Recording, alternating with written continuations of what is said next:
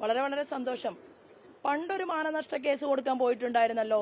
Solar വിഷയവുമായി ബന്ധപ്പെട്ടുകൊണ്ട് ഒരു സ്ത്രീ ഒരുപാട് ആരോപണങ്ങൾ ഉന്നയിച്ച സമയത്ത് ഒരു മാനനഷ്ട കേസ് പലർക്കുമെതിരെ കൊടുക്കുമെന്നൊക്കെ പറഞ്ഞ് വേണുഗോപാൽ പോകുന്നത് കണ്ടല്ലോ. എന്തായി ആ മാനനഷ്ട കേസ്?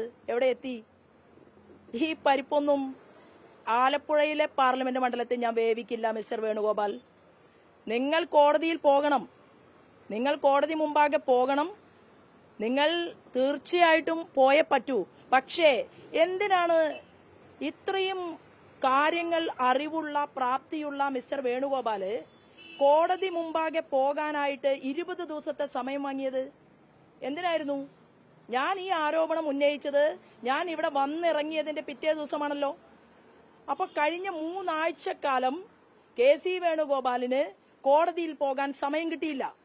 എന്താ കാരണം? ഇന്നലെയാണ് സെക്രട്ടേറിയറ്റിനകത്തു നിന്ന് മേജർ മൈനിങ്ങിന്റെ ഫയലുകൾ നഷ്ടപ്പെട്ടത്. മാധ്യമ സുഹൃത്തുക്കൾ അന്വേഷിക്കണം.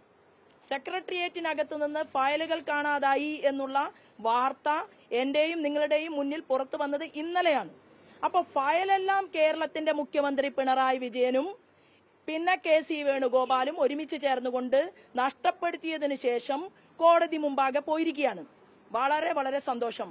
എന്താ കോടതിയെ കാട്ടി അല്ലെങ്കിൽ കോടതിയിലും നീതിന്യായ കോടതിയിലും നിയമവ്യവസ്ഥയിലും വളരെ വിശ്വാസമുള്ള ഒരു വ്യക്തി തന്നെയാണ് ഞാൻ.